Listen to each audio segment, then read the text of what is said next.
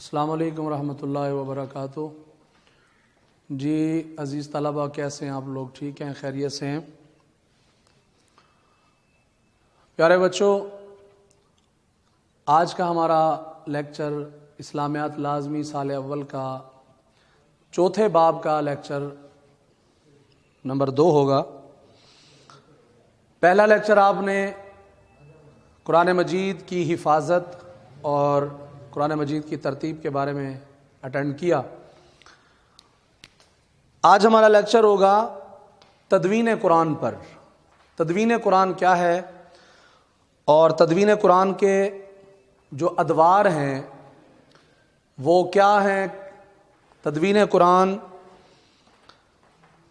ویسے تو قرآن مجید جمع ہوا مختلف ادوار میں، نبی پاک علیہ السلام کے دور میں بھی قرآن مجید جمع ہوا، مدون ہوا، اور اسی طرح حضرت ابوبکر صدیق کے دور میں بھی ہوا اور حضرت عثمان غنی کے بھی دور میں ہوا۔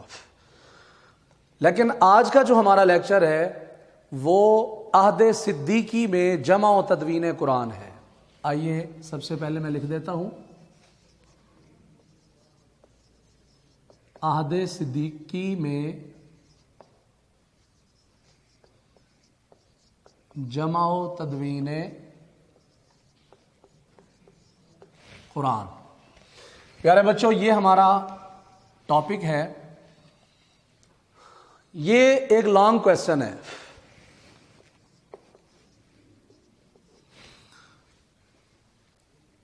اور آپ کو پتہ ہے کہ لانگ کویسچن میں ہمیں زیادہ سے زیادہ میٹیریل بھی درکار ہوتا ہے اور زیادہ سے زیادہ ہیڈنگز مطلوب ہوتی ہیں۔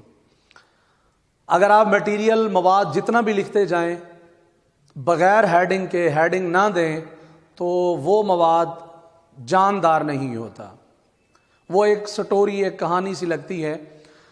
جب بھی لانگ کویسچن لکھنا ہو، تفصیلی جواب لکھنا ہو، تو اس کے لیے آپ کوشش کریں کہ جتنا بھی آپ کے پاس مواد ہے آپ اس کو تقسیم کریں، آپ اس میں ہیڈنگ ترتیب دیں۔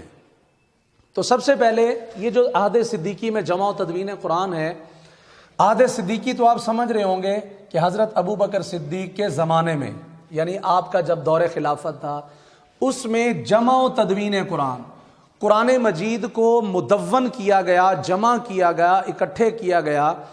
اس کا مطلب کیا ہے؟ پیارے بچوں، سب سے پہلے ہم تدوین قرآن کا مفہوم لکھیں گے۔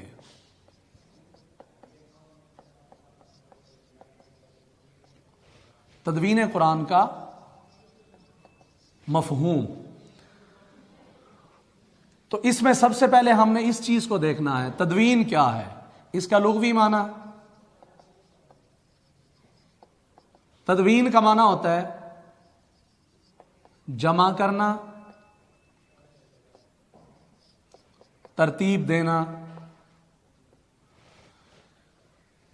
اس کا اصطلاحی مفہوم کیا ہوگا؟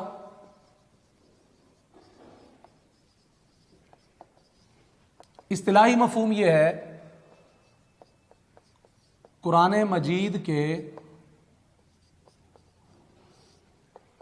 منتشر اور بکھرے اجزاء کو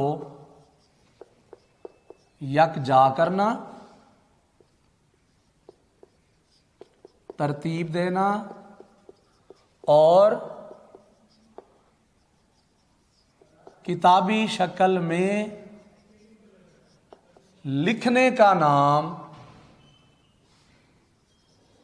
جمع و تدوین ہے۔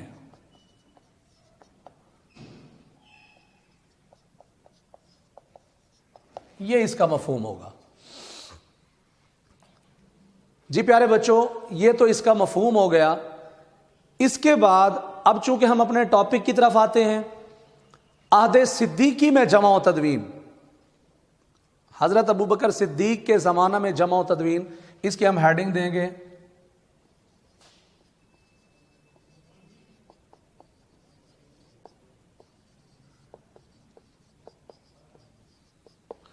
عہد صدیقی میں جمع و تدوین۔ نبی کریم صلی اللہ علیہ وآلہ وسلم کے زمانے میں قرآن مجید لکھا ہوا ضرور تھا، لیکن وہ ایک کتابی شکل میں نہیں تھا، وہ مختلف چیزوں پہ لکھا تھا، جس طرح ہم نے پچھلے لیکچر میں پڑھا کہ نبی پاک صلی اللہ علیہ وسلم کے زمانے میں پتھر کی سیلوں پہ قرآن پاک لکھا ہوا تھا، اور پتوں پہ، کھجور کے پتوں پہ لکھا تھا، اونٹ کے شانہ کی ہڈی پہ لکھا تھا، اسی طرح مختلف اوراق پر، کاغذ کی چونکہ کمی تھی اس لیے مختلف چیزوں پہ لکھا ہوتا تھا، ایک چیز۔ اور دوسری چیز حفظ کرنا، یعنی کچھ صحابہ کرام ایسے تھے جنہوں نے قرآن مجید کو یاد کیا ہوا تھا۔ تو نبی پاک علیہ السلام کے زمانہ میں کتابی شکل نہیں تھی، لیکن قرآن مجید محفوظ ضرور تھا۔ لیکن اب کیا ہوا، حضرت ابوبکر صدیق کے زمانہ میں قرآن مجید کو ترتیب دی گئی، تدوین کی گئی، قرآن مجید کو جمع کیا گیا۔ اچھا، اس کی ضرورت کیوں پیش آئی؟ آئیے اب ہم آگے چند ایک ہیڈنگز دے کر آپ کو سمجھاتے ہیں۔ اچھا، عہد صدیقی میں جمع و تدوین، اس کے اندر ایک ایم سی کیو بھی بن سکتا ہے کہ قرآن مجید کس خلیفہ کے دور میں ترتیب دیا گیا یا کتابی شکل میں لکھا گیا؟ تو ایم سی کیو یہ کویسچن ہے اور اس کا جواب بنے گا عہد صدیقی میں، یا پھر آپ لکھیں گے حضرت ابوبکر صدیق کے زمانہ میں۔ اس کے بعد بیٹا دیکھیں، مشکلات اور فتنوں کا سامنا، یہ ایک ہیڈنگ ہے۔ نبی پاک صلی اللہ علیہ وسلم کے زمانے میں ہی آپ کے یعنی عمر کے آخری حصے میں مختلف فتنوں نے سر اٹھایا، لیکن جیسے ہی نبی پاک علیہ الصلوۃ والسلام کا وصال پرملال ہوا تو حضرت ابوبکر صدیق کے زمانہ کے شروع میں ہی مختلف فتنوں نے سر اٹھا لیا، مختلف فتنے کھڑے ہو گئے۔ حضرت ابوبکر صدیق کے زمانے میں اور بھی بہت سارے فتنے تھے، لیکن ان میں ایک فتنہ جو خطرناک قسم کا فتنہ تھا وہ جھوٹی نبوت کا فتنہ تھا۔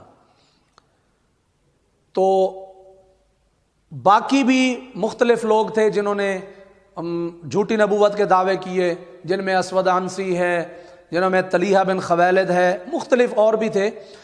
تو ان میں ایک ایسا سرغنہ، ایسا فتنہ تھا جس نے جھوٹی نبوت کا دعویٰ کیا، جس کا نام مسیلمہ کذاب تھا۔ تو آگے وہ ہیڈنگ دیں گے، مسیلمہ کذاب کا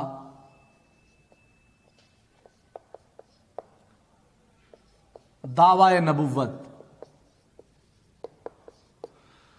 مسیلمہ کذاب، مختلف جھوٹے لوگوں نے نبوت کے دعوے کیے، لیکن ان میں جو سب سے خطرناک اور طاقتور تھا، وہ طاقتور فتنہ جو تھا، خطرناک فتنہ، وہ مسیلمہ کذاب کا تھا۔ صحابہ کرام جہاں دوسرے مرتدین کو ختم کرنے اور ان کے ساتھ مقابلہ کرنے میں مصروف تھے، وہاں مسیلمہ کذاب اپنی جھوٹی نبوت کو پروان چڑھا رہا تھا اور مسلمانوں کو اسلام سے مرتد کر رہا تھا، پھیر رہا تھا، اور اس کے جو عزائم تھے وہ اس طرح کے تھے، لوگوں کو اپنی طرف مائل کرنے کے جو اس کا طریقہ کار تھا کہ اس نے کہا جی احکام شریعہ جو ہیں وہ ابھی نامکمل تھے، نبی پاک علیہ الصلوۃ والسلام اس دنیا سے چلے گئے، اس لیے اب مجھے یہ حکم ہوا ہے اللہ کی طرف سے تو میں اس کو مکمل کروں گا۔ لہٰذا اس نے اپنے آپ کو نبی کہنا شروع کر دیا، اور بہت سارے لوگوں کو اس نے اپنی اس جھوٹی نبوت کے جال میں پھنسا لیا۔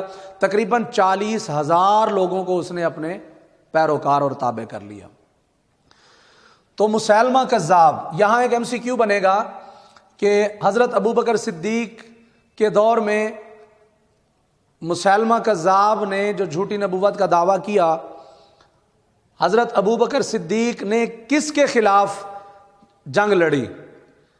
حضرت ابوبکر صدیق نے کس جھوٹے نبی کے خلاف جنگ لڑی؟ تو آپ جواب دے سکتے ہیں مسیلمہ کذاب۔ جی پیارے بچوں، اس کے بعد ہم دیکھتے ہیں کہ جب مسیلمہ کذاب نے اعلان نبوت کیا اس کے بعد کیا ہوا۔ ہیڈنگ دیں گے جنگ یمامہ۔ جنگ یمامہ، حضرت ابوبکر صدیق نے اس جھوٹے نبی کے سرکوبی کے لیے ایک لشکر روانہ کیا جس کے اندر اکثر حفاظ کرام تھے، اکثر حفاظ کرام تھے، اور اس کی سپہ سالاری جو تھی حضرت خالد بن ولید کے سپرد تھی۔ تو جب وہاں یمامہ کے مقام پر پہنچے، اس کے ساتھ جنگ کی، اللہ نے کرم کیا تو مسیلمہ کذاب بھی مارا گیا، واصل جہنم ہوا، اور اس کے ساتھی بھی اکثر مارے گئے۔ تو اس میں وہ جو جنگ لڑی جا رہی تھی، اس جنگ کے اندر مسلمانوں کی طرف سے جو صحابہ کرام جو لڑنے گئے ہوئے تھے، ان میں اکثر حافظ تھے، یہ آپ پہلے بھی سنائے ہیں، ان میں اکثر حافظ تھے۔ تو اب جنگ کے اندر تقریباً 1200 لوگ شہید ہوئے صحابہ کرام، ان میں 700 حافظ قرآن تھے، 700 حافظ قرآن تھے، وہ شہید ہو گئے۔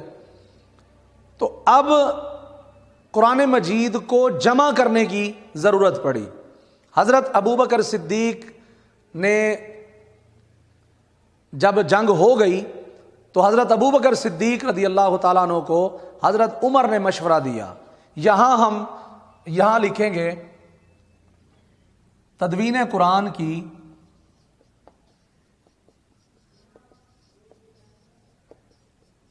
ضرورت۔ اچھا جی، جب اکثر حفاظ شہید ہوئے تو حضرت عمر رضی اللہ تعالیٰ عنہ نے حضرت ابوبکر صدیق رضی اللہ تعالیٰ عنہ کو مشورہ دیا۔ مشورہ کیا دیا کہ بھائی قرآن مجید کو لکھنا چاہیے، قرآن مجید کو جمع کرنا چاہیے، قرآن مجید کو کتابی شکل میں لکھنا چاہیے۔ اب یہ ایک MCQ بھی بن سکتا ہے کہ عہد صدیقی میں تدوین قرآن کی ضرورت کیوں پیش آئی؟ بیٹا یہ کویسچن لکھ لیں، میں یہاں پہ لکھ دیتا ہوں الگ سے۔ عہد صدیقی میں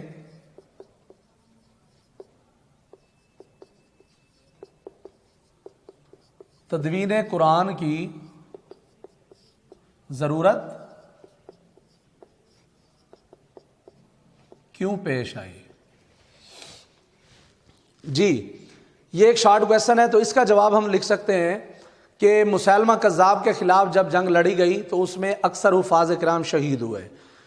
اگرچہ فتح مسلمانوں کو ہوئی، لیکن اس کے باوجود چونکہ مسلمان صحابہ کرام ایسے شہید ہوئے تھے جن میں اکثر حافظ تھے، تو یہ خطرہ لاحق ہوا کہ مرکز خلافت میں کہ کہیں قرآن مجید کے جو حفاظ ہیں وہ شہید ہو رہے ہیں، تو کہیں ایسا نہ ہو کہ قرآن مجید کی دولت ہم سے مفقود نہ ہو جائے، ہم قرآن مجید سے محروم نہ ہو جائیں۔ اس ضرورت کے پیش نظر قرآن مجید کو جمع کیا گیا۔ ٹھیک ہے جی، اب اس پر پھر ہم آگے ایک ہیڈنگ لکھیں گے۔ بیٹا یہ ایک شارٹ کویسچن ہے، یہاں آپ مینشن کر لیں، یہ شارٹ کویسچن ہے۔ اس کے بعد ہم ہیڈنگ دیں گے حضرت عمر کا مشورہ۔ حضرت عمر رضی اللہ تعالیٰ عنہ نے مشورہ دیا کہ اے بھائی ابو بکر، آپ قرآن مجید کو کتابی شکل میں لکھواؤ، قرآن مجید کتابی شکل میں ہونا چاہیے۔ جب حضرت عمر نے مشورہ دیا تو حضرت ابو بکر صدیق نے پہلے تو انکار کر دیا، اور انکار کرنا بھی بجا تھا۔ حضرت عمر کا مشورہ بھی بجا تھا، حضرت ابو بکر کا صدیق کا انکار کرنا بھی بجا تھا۔ انہوں نے کیا انکار کیا اور کس چیز کو سامنے رکھ کے انکار کیا؟ انہوں نے کہا ایک کام نبی کریم صلی اللہ علیہ وآلہ وسلم نے نہیں کیا۔ اگر آپ صلی اللہ علیہ وسلم چاہتے تو خود یہ کروا سکتے تھے، لکھوا سکتے تھے، قرآن مجید کو کتابی شکل میں مدون کروا سکتے تھے۔ تو یہ ایک کام نبی پاک علیہ السلام نے نہیں کیا، تو میں کیسے کروں؟ کیف افعل، وہ کام میں کیوں کروں؟ تو حضرت ابو بکر صدیق نے یہ بات کر کے انکار کر دیا۔ حضرت عمر فاروق واپس چلے آئے۔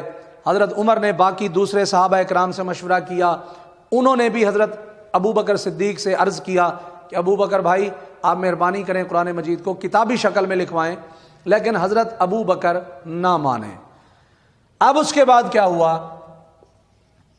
حضرت ابو بکر کا اقرار یا حضرت ابو بکر کا مان جانا۔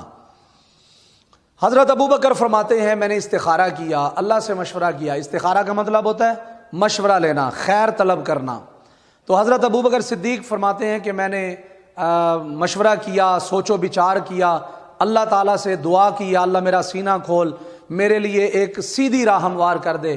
تو حضرت ابو بکر فرماتے ہیں یہاں تک کہ اللہ تعالیٰ نے میرا سینہ کھول دیا اور مجھے یہ بات مجھے معلوم ہو گئی کہ واقعی قرآن مجید کو محفوظ کرنا چاہیے، تو میں نے حضرت عمر کی بات مان لی اور اس سے متفق ہو گیا۔ اب اس کے بعد کیا ہوا؟ حضرت ابوبکر صدیق اب راضی ہو گئے، لیکن اب بات یہ تھی سامنے کہ اب کیا کیا جائے۔ اب قرآن مجید تو ہم ٹھیک ہے مدون کرتے ہیں، لیکن یہ کام کوئی آسان نہیں ہے، یہ بہت مشکل کام ہے۔ اس کے لیے کس کا انتخاب کریں؟ تو سب صحابہ کرام نے متفقہ طور پہ مشورہ کیا، حضرت زید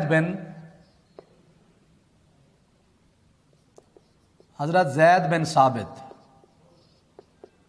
کا تقرر، انہوں نے حضرت زید بن ثابت کے بارے میں مشورہ کیا کہ یہ بہتر کام کر سکتے ہیں۔ تو یہاں پہ ایک MCQ آپ بنا سکتے ہیں کہ حضرت ابوبکر صدیق نے قرآن مجید کی تدوین کا کام کس کے سپرد کیا؟ تو جواب آئے گا حضرت زید بن ثابت۔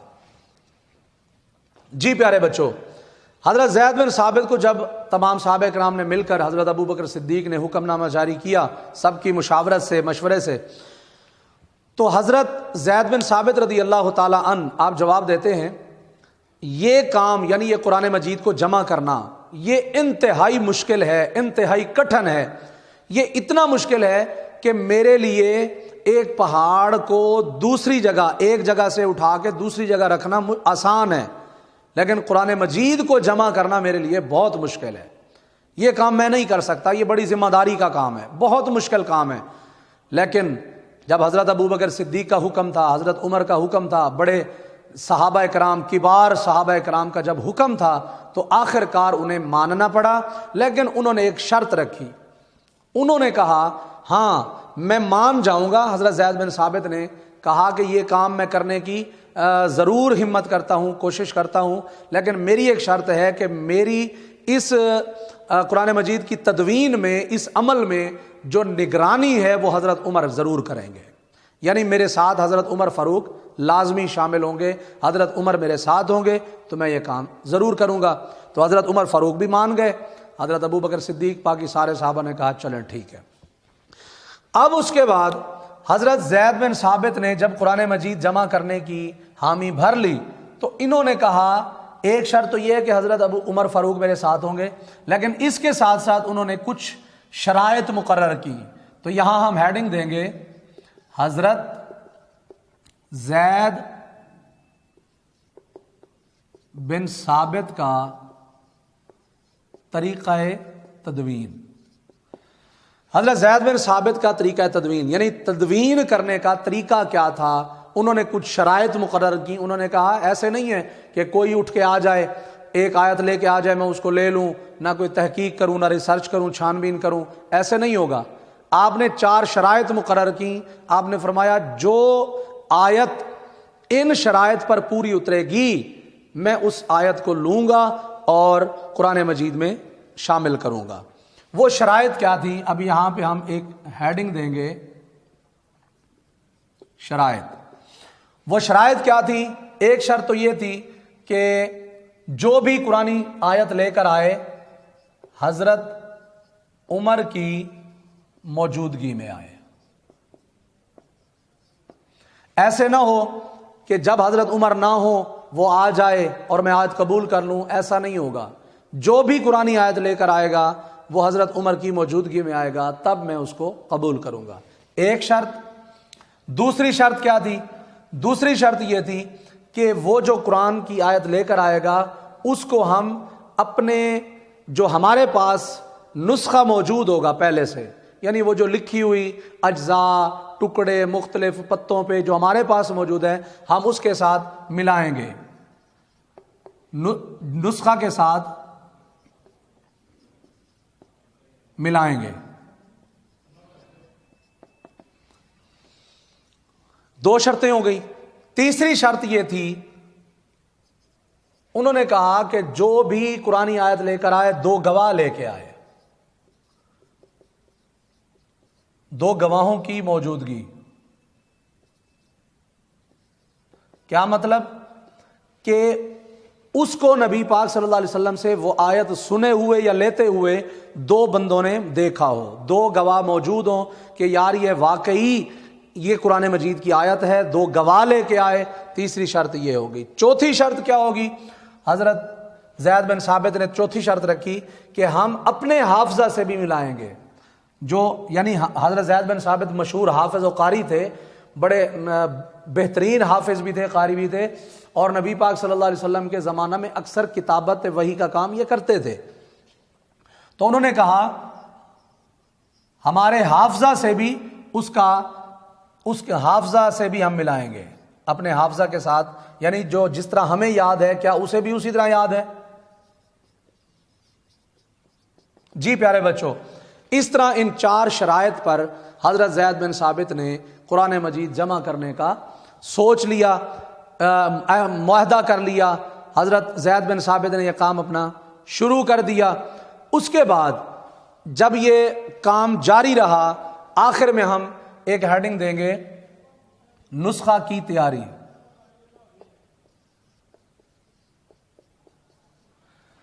حضرت زید بن ثابت نے انہی 4 شرائط کی روشنی میں قرآن مجید جمع کرنا شروع کر دیا، بڑی محنت کی، بڑی ذمہ داری کے ساتھ قرآن مجید کو جمع کیا۔ آج کچھ لوگ کہنے کو کہہ جاتے ہیں یہ جی قرآن مجید وہ نہیں ہے جو اترا تھا، نبی پاک نے نہیں لکھوایا تو بعد میں لوگوں نے اپنی طرف سے ایڈیشن کر دیا۔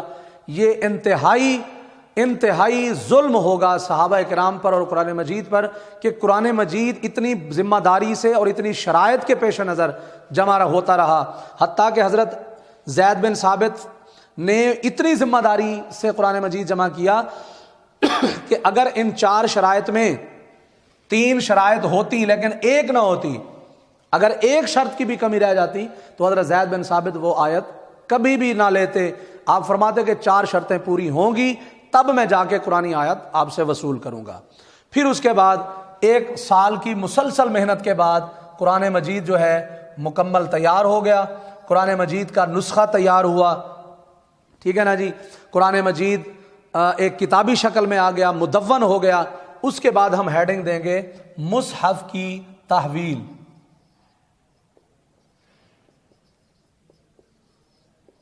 مصحف کی تحویل۔ حضرت زید بن ثابت نے جب قرآن مکمل کر لیا، اب مصحف وہ جو صحیفہ تھا، وہ جو کتاب تھی، وہ مدون کتاب جو کتابی شکل میں قرآن لکھ دیا گیا، اب اس کی تحویل کس کے پاس ہوئی، یعنی وہ کس کے حوالے کیا گیا، قرآن مجید کس کے حوالے کیا گیا؟ سب سے پہلے حضرت ابوبکر صدیق کے پاس آیا۔ حضرت ابوبکر صدیق رضی اللہ تعالی عنہ اپنے دور خلافت میں آپ نے اس کو اپنے پاس رکھا، پڑھا، لوگوں کو دیا، لیکن اس کے بعد پھر حضرت ابوبکر صدیق کا وصال ہوا، تو حضرت ابوبکر صدیق کے وصال کے بعد ہمیں یہاں پہ ایک MCQ بنائیں گے کہ حضرت ابوبکر صدیق کے وصال کے بعد وہ مصحف قرآنی کس کے پاس گیا، کس کے پاس رہا؟ تو ہم جواب دیں گے حضرت عمر فاروق۔ جی پیارے بچوں، یہ MCQ بنے گا، اور اس کے علاوہ ایک اور MCQ بنے گا، حضرت عمر فاروق رضی اللہ تعالی عنہ آپ کا جب وصال ہوا، جب آپ کی شہادت ہوئی، تو اس کے بعد نسخہ قرآنی جو تھا وہ کہاں گیا، کس کے تحویل میں گیا، کس کے پاس رہا؟ یہاں MCQ بنے گا حضرت حفصہ۔ یہ حضرت عمر کی بیٹی ہیں اور ام المومنین ہیں، نبی پاک علیہ السلام کی زوجہ محترمہ ہے حضرت حفصہ رضی اللہ تعالیٰ عنہ۔ اس کے بعد حضرت عمر کی جو خلافت یعنی ختم ہوئی، آپ کی شہادت ہوئی، وصال ہوا، اس کے بعد خلیفہ سوم حضرت عثمان غنی رضی اللہ تعالی عنہ آپ خلیفہ بنے، تو آپ نے قرآن مجید کا نسخہ کس سے وصول کیا، کس سے اپنے لیا؟ تو اس کا بھی MCQ بنے گا ام المومنین حضرت حفصہ رضی اللہ تعالی عنہ۔ تو حضرت عثمان غنی نے اس کے پھر مختلف نسخے بنوائے، مختلف نسخے بنوا کے مختلف قلم رو خلافت میں، مختلف علاقوں میں، مختلف مراکز میں حضرت عمر فاروق نے، حضرت عثمان غنی نے وہ نسخے پہنچوا دیے، جس کے مطابق لوگوں نے قرآن مجید تلاوت کرنا شروع کر دی، پڑھنا شروع کر دیا۔ جی پیارے بچوں، یہ تھا ہمارا آج کا لانگ کویسچن، تفصیلی سوال، عہد صدیقی میں جمع و تدوین قرآن۔ تو ویسے تو میں پہلے بھی کہہ چکا ہوں آپ سے کہ قرآن مجید نبی پاک کے دور میں بھی محفوظ ہوا، یعنی حفاظت قرآن کے تو مختلف ادوار ہیں، لیکن ہمارا جو آج کا ٹاپک تھا وہ صرف عہد صدیقی میں جمع و تدوین قرآن تھا۔ آج کا لیکچر اختتام کو پہنچتا ہے۔ حضرت ابوبکر صدیق کے زمانہ میں جس طرح قرآن مجید مدون ہوا، یہ سارا یہ بورڈ پہ آپ دیکھ رہے ہیں ساری ہیڈنگز، یہ بیٹا لانگ کویسچن ہے، بہت اہم ہی لانگ کویسچن ہے، اس کو آپ نے اچھی طرح یاد کرنا ہے۔ امید ہے آپ کو لیکچر اچھی طرح سمجھ آیا ہوگا۔ اجازت دیجیے اپنے اسلامیات لیکچرر حافظ محمد رمضان کو۔ السلام علیکم ورحمۃ اللہ وبرکاتہ۔